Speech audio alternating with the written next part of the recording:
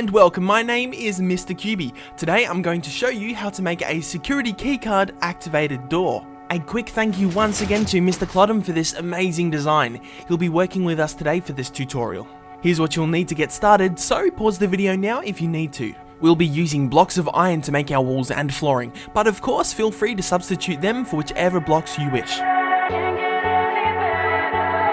First up, we're going to create a 4x7 platform.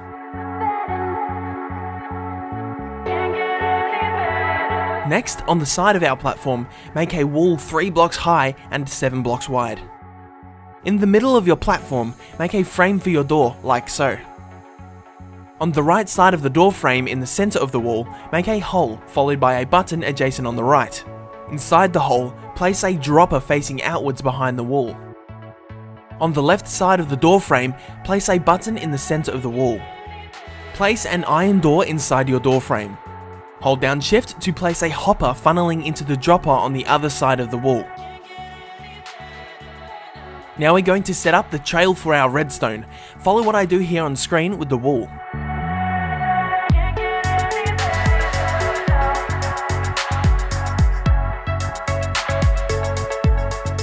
Now we're going to add a block on top of the platform here. Once again, follow along watching this next step carefully. Make sure your sticky piston is facing upward. At the back of your wall, directionally in the middle, 4 blocks in, make a 2-block vertical crevice followed by 2 blocks of wall on the ground like so. For demonstration purposes, we'll be switching the color of our wall, as the redstone on this wall means it's connected to the button on the other side of the iron door. Start off 2 blocks to the right of this purple block here, followed by a sticky piston, again facing upwards, then lastly 4 more placements of wall. It's time for the mechanism. Begin with a furnace here facing outwards like so. Directly beneath the hopper, over on our purple wall, place a redstone torch here.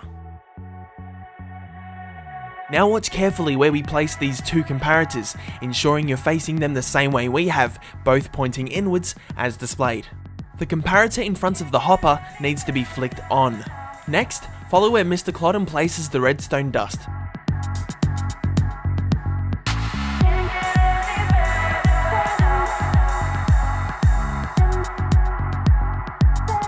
Now we need 2 repeaters here, facing each other. Place a sticky piston on the same level in between those 2 repeaters, facing the wall, followed by a redstone block. We're going to place another redstone block in the top slot of our furnace. Now it's time to make our keycard. Signed books make the perfect keycard to activate the door, as they cannot be reproduced by other players, as the book will be made under someone else's name and not yours. So go ahead and bring out a book and quill. There are some important things you need to keep in mind when creating your keycards. They all need to be 100% identical, so whatever you type in them needs to be exactly the same for each card you make. That includes the title of your book as well. Once you've made that, you have your first official copy of your keycard. Go ahead and do that now before we move on to the next step. We need to make at least 6 keycards for this to work. If you're limited to survival game mode rules, you'll have to write and create each book manually. If you're under creative game mode rules, then all you have to do is press down on your mouse scroll wheel button while your cursor is over the signed book to automatically copy it into a full stack of 16.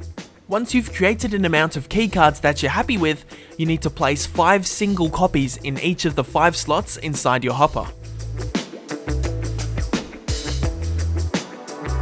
Now you are ready to test this bad boy. Go ahead and check that the door doesn't open without the keycard. Then go and place a copy of the keycard in the dropper, press the button, and ensure everything works as intended.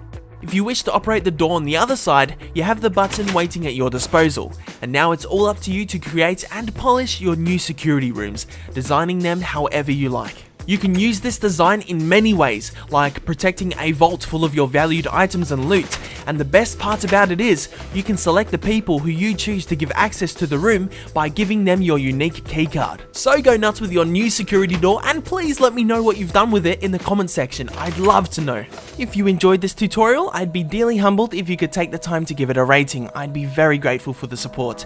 If you'd like to go that extra step and help a brother out, I now have my very own mousepads available for purchase. And just like end displays here, if you buy one and take a photo with you and the mousepad, send the picture to me and I'll show your photo at the end of my next video as my way of giving back and saying thank you.